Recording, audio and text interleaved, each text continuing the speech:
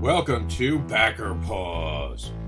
What is Backer Pause? Our judges watch crowdfunding videos on air. When they lose interest in a video, for any reason, they hit pause and explain what caused them to experience Backer Pause. This is a fun way to teach creators about attention spans and what works and does not work for their videos. Videos featured from projects that are being advocated for on comicbookadvocates.com with permission. Want to be judged? Have a crowdfunding campaign you want to have on the show? Well, send us an email at comicsnewswire@yahoo.com, and that's comics, C-O-M-I-X. So who wants to play? Warning and disclaimer. The views and opinions expressed on this live feed are those of the guests, speakers, and or hosts, and do not necessarily reflect the beliefs, official policies, ethics, or positions of the content providers, advertisers, additional hosts, and or guests, hosting sites, groups, or entities attached to this programming. Viewer discretion is advised. Hey everybody, we're doing a special today. I saw a Kickstarter I thought deserved some love, so I talked about doing these little smaller backer pause moments, and for the first one, my hands are going the wrong way, we have LK, and I think you guys are going to enjoy what she's creating. LK, introduce yourself. Hey everyone, I'm LK Ingino, and I'm a speculative fiction writer and comic writer and poet. And I have a comic on Kickstarter right now called Fangs and Foul Play. It's about a vampiric cat who enthralls a human, Richard Bluth, who has deserted the army to get away from doing horrible things, having to do horrible things, and now he has to do more horrible things and feed Fangs. It's about Richard or the cat, depending on who you think is the main character. All right. Well, do you want to give the audience a taste of this video and show them what the video is all about? Yeah, let's do it. All right. So this is pause free for all you.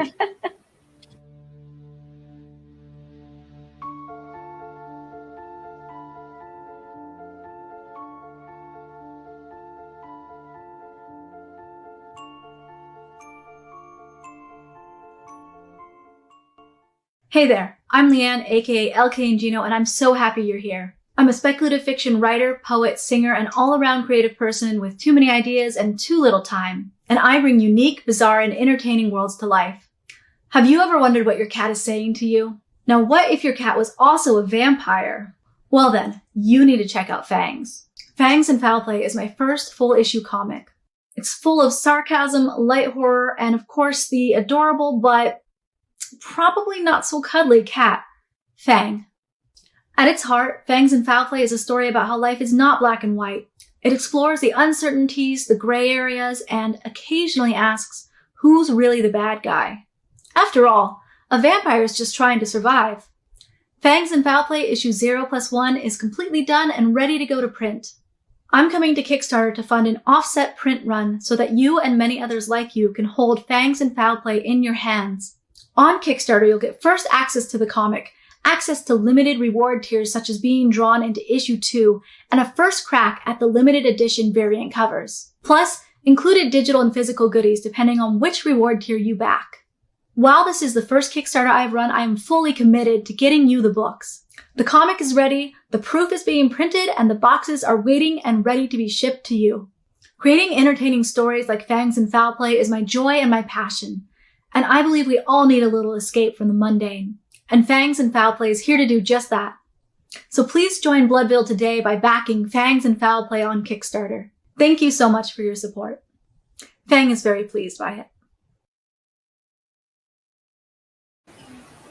Now, obviously, that's a cute video. The one question I have to ask is why not do a little more art in the video? I wasn't sure what that balance is. You know, this is my first one, so I wasn't quite sure how to balance that between showing myself and the art, and yeah. Because one of the things I saw on your thing was this video right here. Mm-hmm. Yeah, which is actually the first part of the video there, the Kickstarter video. and it's just zoomed in, and it's all the art, and the art in here it got me. It's something that I would want to sit and read. I like the art style. I like how the lettering's going and the story between the panels. So I have to ask, what birthed the idea of this? There has to be a bigger backstory, isn't there? Yeah, this was one of those 2 a.m. ideas, you know? sometimes those things stick and sometimes not so much. This one didn't want to let go.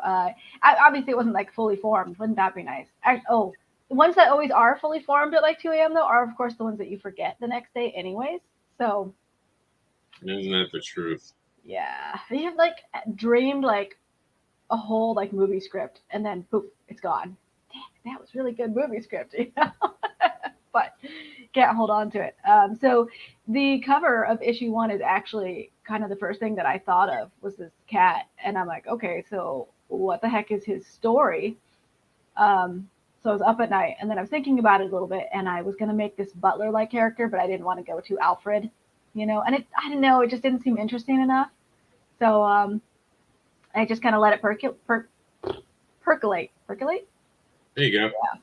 Over the next couple months, and then started putting it together and grabbed Chuck, my editor, and made him help me flesh it out a little. The rough draft of issue 0 was a little rough at first, so I've definitely learned a lot more about page turns and all those good things. Yeah, page turns are important. Keeping people. The lettering is solid on it, and there's an emotional flair to it. The art's just there. Yeah. The art's kind of almost a mixture of almost, believe it or not, to me, like Looney Tunes and Archer. Okay, yeah. I think Archer. Oh, there's the cartoon Archer. I was thinking of Archie for a second. No, I know what you. Yeah, I have not watched Archer, but I have obviously seen it enough to know what you're talking about. I think you'd like it. If you came up with a possessed cat, I think you'd like Archer. So we're going to get back into this. We're going to talk a little bit about it, but we're also here to watch some other videos. Now, this is a shorter show, so we're going to show a couple that are ending very soon. So we have a select amount of time today. We're going to keep the show to 30 minutes. But one of the things we did want to talk about before we go any further is the fact that you all can get a free download. That's right. 2 downloads, in fact, from Comic Book School. I was part of this. It's a bunch of creators coming together to learn how to create comics. How cool is that? I wouldn't be where I am in my actual creative journey right now if it weren't for Buddy Scalera and Comic Book School. And I actually was in part 1 and behind the scenes for part 2. So this is just a challenge. It's a free PDF, and hopefully it's something that motivates people to continue because there's some talented people. And you should check out what you actually can get for free this weekend. So when you're traveling for Thanksgiving or you're even at the Thanksgiving Day table, you guys can read something and not get into trouble with your family by saying something. Be distracted by free PDFs. All right, so you ready to play back or pause, LK? All right, we're ready. Yeah, I'm ready. All right, so this is the Hawaiian Protector is a wanted man. Was the actual thing. We did change it, and I'm not going to, despite being the writer, this is the first time as a writer, I am writing words that I guarantee you I could never say out loud. Because this takes place on Hawaiian Islands, and I don't want to get bad letters about how I can't say the words that I'm using.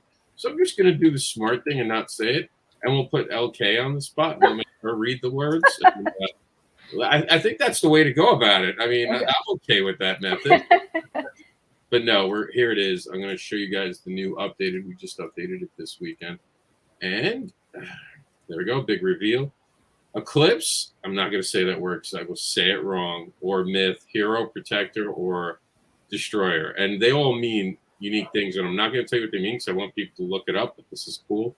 This is the world's only Hawaiian protector, as far as I know, that protects actually Hawaii, besides Magnum P.I. But unfortunately, if you watch the series, spoilers from decades ago, he died at the end. It's a heartbreaker, right? That's kind of he should possess a cat and come back, damn it. Mm-hmm. All right, so you ready to watch the video? I'm ready. Let's do this. Here is The Hawaiian Protector by Mike Slade. Presented by Continuum Comics. This is the first issue of Eclipse, the Hawaiian Protector. In the wake of a catastrophic event, Eclipse has become a person of interest, being a suspect and connected to the catastrophic event itself. He has caught the attention of the government. With his intentions unclear, the government sends their fixer to bring in this so-called Hawaiian Protector. Meet Eclipse, the Redeemers, and the villain you'll never forget, Solar Thank you for watching and sharing this campaign and hopefully contributing. Check out the reward levels to find the rewards that fit with you and join us on this heroic journey. That was a short video. Try to keep it down to a minute. Yeah. It was good. I think that is that you talking? Yeah, it's mine. Okay, yeah. Towards the end, it got a little quiet, and it was a little. The energy went down. It felt like. Well, I was trying to go over the dramatic solar flare thing. Yeah. Yeah, because he's a really bad guy. Like he almost scares me a little as a bad guy. But that's when you know you're doing it right. You ever write something and you're like, oh God, that's so dark. Why would you do that? Right. And you're blaming the character. It's not you. It's the bad guy. Like, I don't know what's wrong with this dude. I don't know why he would do that. But yeah, I'm pretty excited about this. This is actually Mike Seeley's childhood. Like, he was a teenager when he came up with this, and now he's not at all close to being a teenager. I won't say how old he is. I'll just say that on a beach, he said he was 35 one time. And he's not 35. So, like, this is a 20. We'll go with 20. 20 years later, this is coming out now. And I'm so proud of him. I'm proud of him for walking through it. I jumped on board to become letterer, story editor. And then Bobby Gregory is the writer. So we will see how this does. This is coming up for its last week. Now, one of the things I do want to talk about, and I saw this, and we have to talk about it now because I can't unsee it. And I know all about it. I need to know about this download that I can make a paper cube and toy download. That is so cute. Let me see if I can grab mine back here. We're gonna get a demo right now, kids. We're gonna put her up on the big screen. And we can scroll past that cross promo because I realized I need to take that. That is over. Sorry, guys, you didn't take advantage. Now you don't get it. All right, so let's see this kitty. Alrighty. He's missing his. Well, you can do it however you want. So this is. I made this kind of quickly, and my glue sticks are all like dried out. So. That is cute, you can see little seams, though, yeah. And he has some little napkins that you can put on. Oh. There we go. That's adorable. Yeah. I love that. And I just printed this out on cardstock, so it's a little bit, heftier and not going to fall apart. And I got to give you credit, and I love this. I love when creators do this. It's one thing that I've advocated for a very long time. Invite people to be part of your project, even if it's for $1. Mm-hmm. Give them a reason to be rewarded. Because once you get them for that $1, not only do they tell all the friends that they're supporting you, and it goes out to everyone's emails, but you also have them now on your updates. And there's a chance that as you keep going and even go into further and you get to issue 2, issue 3, or even another project, they're like, wow, like maybe I need to take a look at this creator. And you can get them to join you in your bigger process of creating. So I have to ask, how'd you come up with the idea? I've seen a couple campaigns that do stuff for $1, and I just I feel bad asking without there being something, So I was like, all right, we got to do something. And really wanted some cute little toy that, obviously I don't have to print. I mean, I printed it to make the demo, but otherwise I don't have to print it. So you guys got to print out your own if you get it and put it together. But I think it's a really fun little thing. And it didn't take me that long, maybe, I don't know, 10, 15 minutes. Probably could have gone faster if I was doing it while trying to do it as a Facebook video. So took me a little extra. But still, I mean, it's like you said, it's giving someone something. It's showing that you're a creator, not asking for things. You're inviting people on the journey and you're giving them something. So if you guys are watching this, take advantage of it. Get yourself a download. Even that download, give it to your kid. You know what I mean? You can have something, you can download it for the kid. It's a great idea. And then the digital right here, it's just $5. Get yourself a digital print. It also comes with, and I was going to ask you about this. What's the issue 0? Is there a short story that this started with? So issue 0 is a 12-page short comic. It's like a half comic. And so the print issue is going to be 0 and 1, 36 total.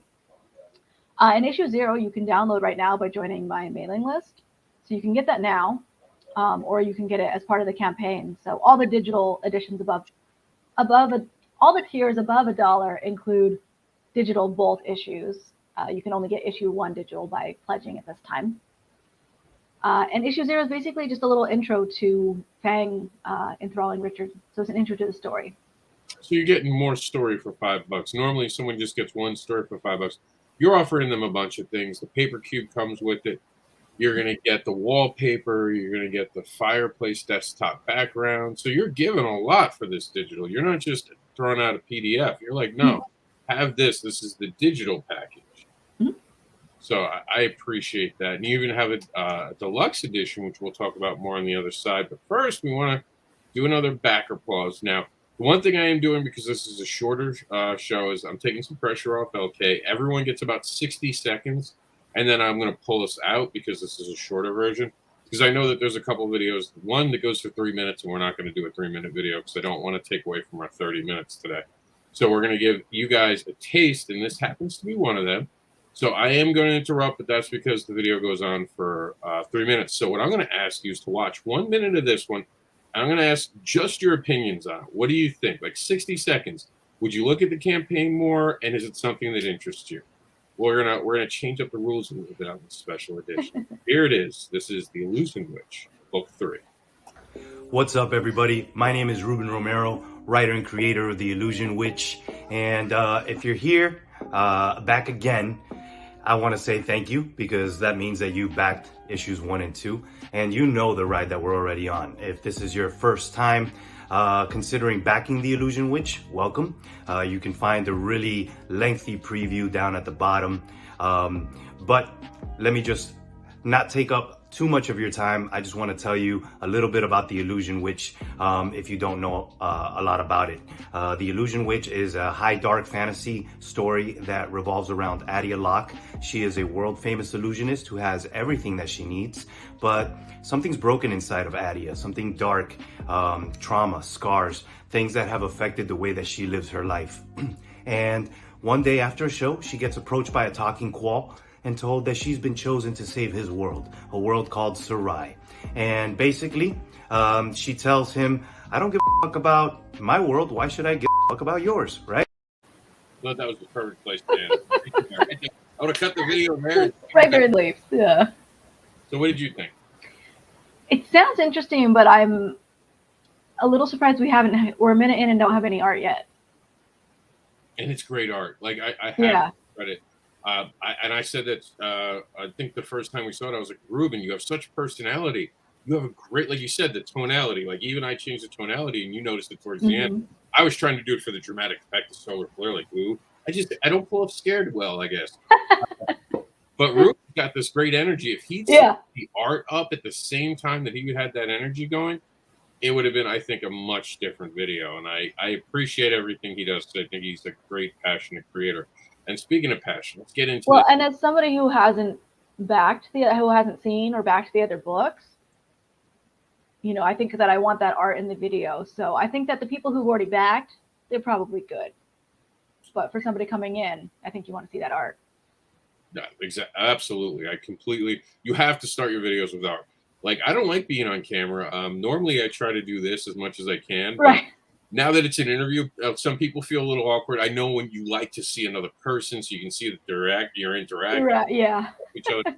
When it's just a voice, a lot of times people will be looking around. Because I'll be chasing Jackson from like the other side of the room. I'll be like, hey, what did you think about that? But no. So I completely agree. I think some art would have been done. And speaking of some art, I wanted to talk about this digital deluxe edition. You have some other books joining you in this edition, don't you? Yeah. It's all of my shorts that I can currently release, and then some stuff from our team, from Chuck the editor and Joel the letterer. Yeah. Joel's great people. Chuck's great people. So you have a great team behind you. I know both of them very well. And you got a couple of your shorts. This is your first official, I guess, full-length comic book? Yeah. Got a bunch of anthology pieces. Yeah, thank you. This isn't said enough to new creators who finally get their first book done. And I'm sure you being on the other side of it, you feel it. It's a lot harder than most people think. Like when anyone says they can make a comic, they don't understand what a comic is yet. Right. It's like going into it, I'm like, okay, I know this is going to be hard. I know it's going to be a lot of work, but still, even until you get into it, you still only think you know. Absolutely agree. Absolutely. And of course, you guys can get the printed cover over here, but I love the way that you put your packages together and you constantly show it. Like, this is very well done. Even the alternate cover right here, where the what's the cat's name? Fang.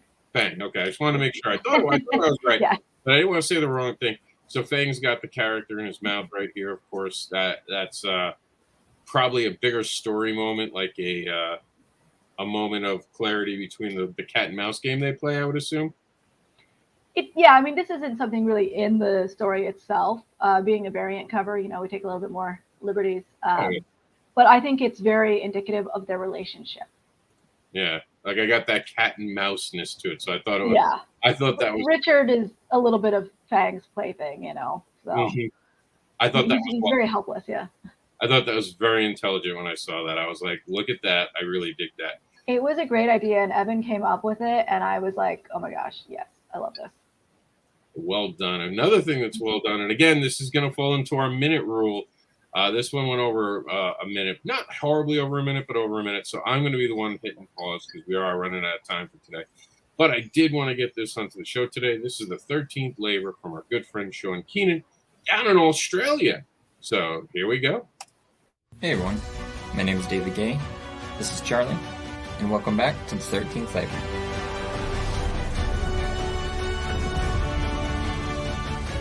If you're new to the series, The 13th Labor is a fantasy sci-fi comic written by myself, illustrated by Arturo Mesa, and lettered by Tom Napolitano. Issue 1 found Greek demigod Hercules at the end of his 12 labors of atonement, but instead of finding forgiveness, Hercules was confronted with the sobering realization that years of labors had done nothing to ease his pain and suffering.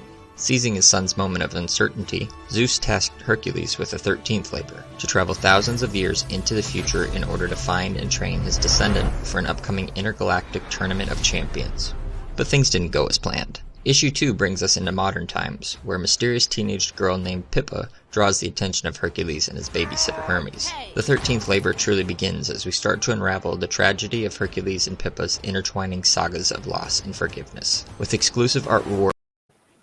All right, that was 1 minute of it. What'd you think? What did you get? That was unfairly good. And I think because, they're comics to movies, so. Well, in all fairness, Sean Keenan has been beat up on this show. To his credit, he keeps coming back, but he's been beat up for 2 years. But to his credit, he listened to every time he was beat up for something. He learned from it, adapted, and he literally says, I can't wait for you to see this now. Or when he doesn't think he's done a good job, he's like, just tell him to be gentle.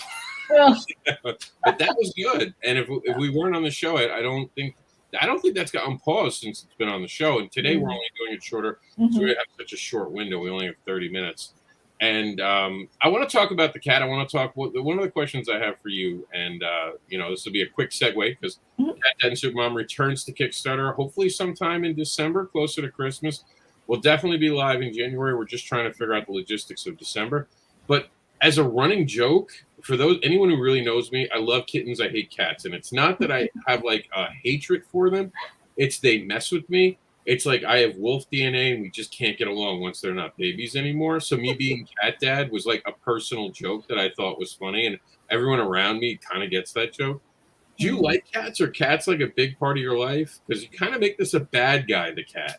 He is, but yeah, I have 3. My husband married into them, so. At one point there were 9 when I was with an ex, 9 in the house because we kept finding cats on the street, and then it's just like, how do we turn you away? You're our cat now. So I'm at a more reasonable number now. Is this the creature behind the idea of Fang? This is one. Fang definitely takes some inspiration from Mary because Mary's a little bit of a brat.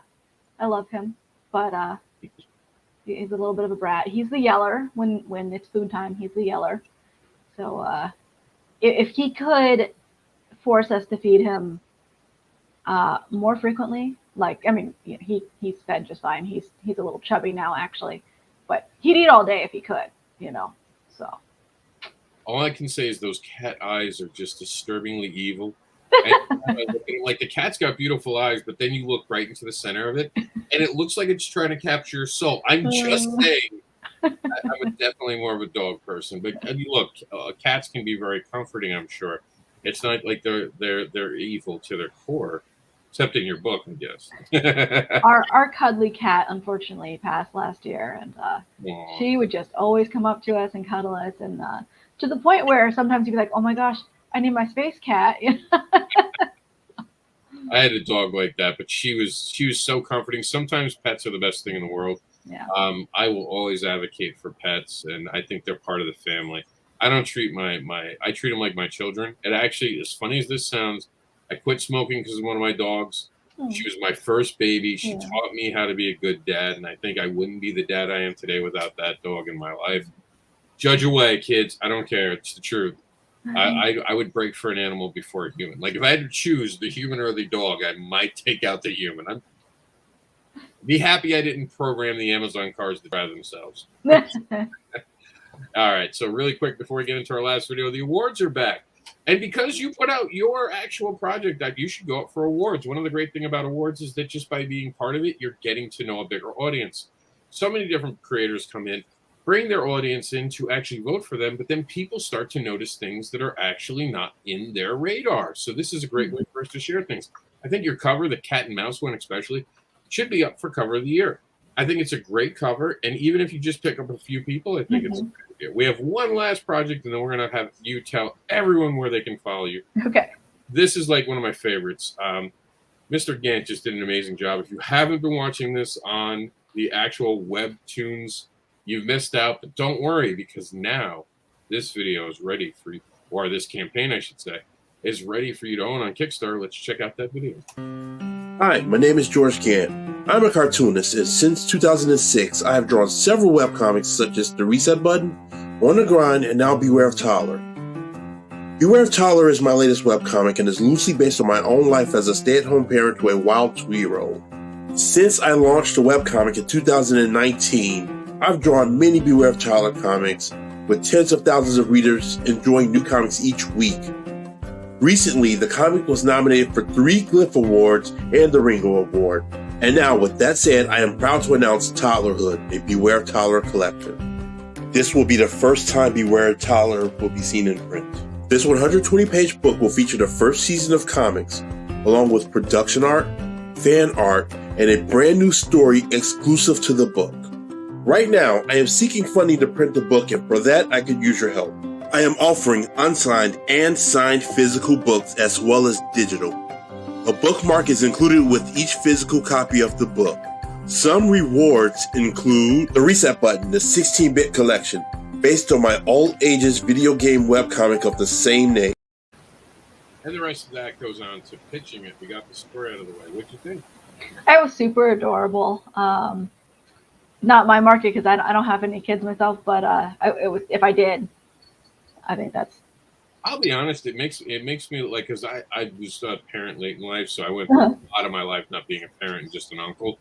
I thought it was funny. Just remember being a kid, and I think he captures that thing for adult, where you kind of can see like how kids can be very scary at times to us.